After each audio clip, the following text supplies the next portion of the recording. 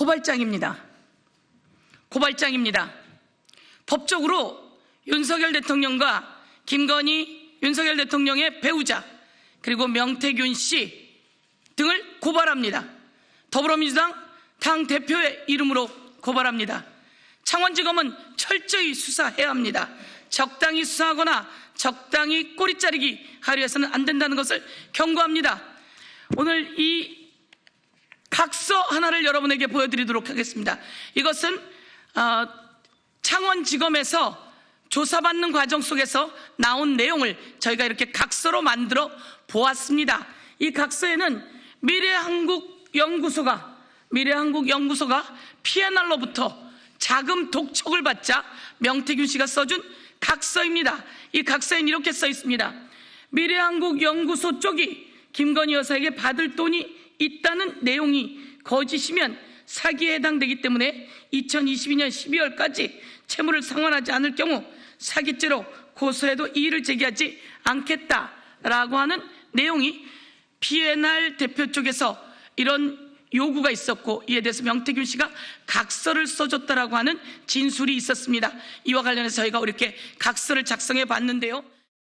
지난 9월 시작된 명태균 게이트가 2달이 넘도록 이어지며 온 나라를 뒤흔들고 있습니다.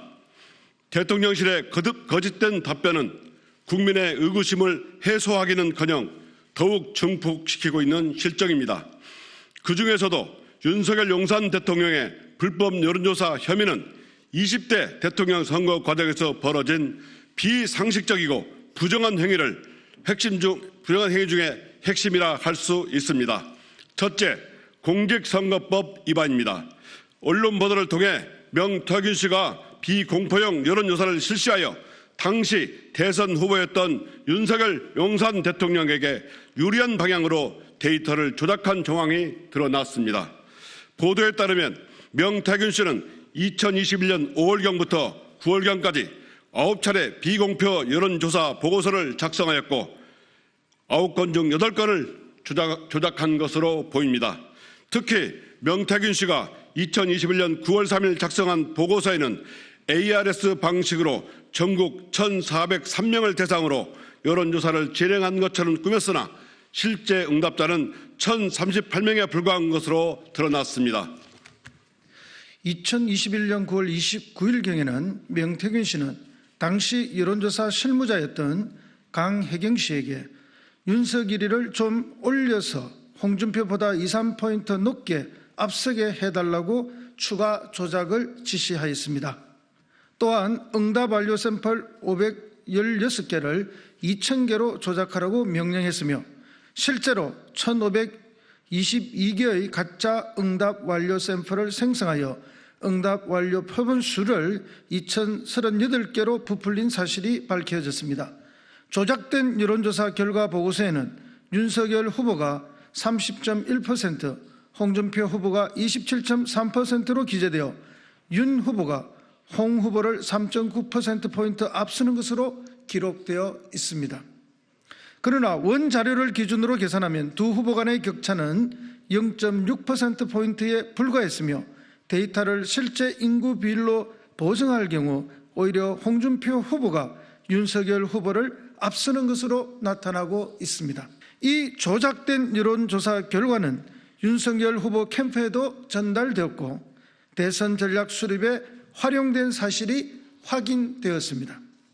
명태균 씨가 윤석열 대통령과 김건희 여사에게 조작된 여론조사 결과를 직접 보고하고 김 여사와도 지속적으로 소통한 정황도 언론 보도를 통해 드러난 바 있습니다. 둘째, 정치자금법 위반입니다. 윤석열 대통령을 위해 약 3억 7천만 원 상당의 여론조사가 진행되었으나 국민의힘 선거비용 회계보고서에는 해당 비용이 전혀 기재되지 않았습니다. 만약 이 여론조사가 무상으로 제공된 것이 사실이라면 이는 정치활동에 소요되는 자금을 적법하게 신고하지 않고 기부받은 것으로 간주됩니다. 정치자금법 제45조를 위반한 중대한 범죄로 대통령직 당선 무효용까지 가능한 사안입니다. 셋째, 업무방해죄입니다. 명태균 씨는 국민의힘 당원 명단으로 파악한 정보를 바탕으로 표본을 선정하고 통계를 조작해 경선 여론조사를 실시했습니다. 이러한 행위는 국민의힘 공천관리위원회의 공정한 후보 선출 업무를 방해했을 뿐만 아니라 경선 선거인단의 투표 결과를 의도적으로 왜곡한 중대한 불법 행위로 볼 수 있습니다. 더 이상 머뭇거릴 이유도 시간도 없습니다. 명태균 게이트는 이제 시작에 불과합니다. 국정은 사실상 마비 상태에 놓였습니다. 대통령 부부가 명태균 씨와의 관계를 명확히 밝히고 국민적 의구심에 책임있게 답하는 것만이 이번 사태를 수습하고 신뢰를 회복할 유일한 길일 것입니다. 대통령직이라는 막중한 지위를 명백한 범법 행위를 통해 얻었다면 이에 대한 법적, 정치적 책임을 반드시 져야 합니다. 빨리 타개하려고 최선을 정부 관계자. 저는 명태균 씨한테 무슨 여론조사를 해달라는 얘기를 한 적은 없습니다. 그리고 뭐 명태균 씨나 또는 우리 당의 정치인들이 이제 여론조사 뭐 발표된 거라든지 또는 요거는 뭐 내일 발표될 예정인데 그냥 알고만 계시라 뭐 이런 얘기들은 선거 때 뭐 수도 없이 받았고요. 그리고 뭐 제가 여론조사를 조작할 이유도 없고 여론조사가 잘 나왔기 때문에 늘 뭐 그거를 조작할 이유도 없고 그리고 뭐 또 잘 안 나오더라도 그거를 조작한다는 거는 그거는 전 인생을 살면서 그런 짓은 해본 적이 없습니다. 그러고 정부 들어와서도 뭐 명태균 씨한테 그러면 맡기지 않았냐 하는 의혹 기사가 있다고 제가 보고를 받았는데 저는 기본적으로 대통령실에서 여론조사를 할 때 국민 세금 가지고 대통령 무슨 지지율 조사 같은 거 하지 말라 그랬습니다.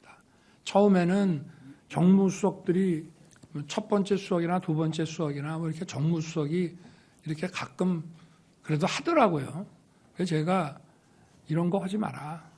정책을 여론조사를 해라. 그래서 저게 아마 1년에 예산이 뭐 이렇게 많지는 않은 것 같은데 저희 정부는 정책을 중심으로 해서 이 정책에 대한 국민들의 반응이 어떤지 그걸 주로 하지 대통령 지지율 조사는 정말 지금까지 5손가락 안에 했던 것 같고 그리고 그거 들고 와서 제가 다음부터는 이런 거 하지 말라고 그랬습니다. 네. 그러니까 여론조사는요. 그리고 처음부터 뭐 다 계약 가계약 단계부터 전부 그 절차를 밟아서 하는 거지 나라 돈 쓰는 것이 그렇게 간단한 건 아니라는 점을 말씀드리고요.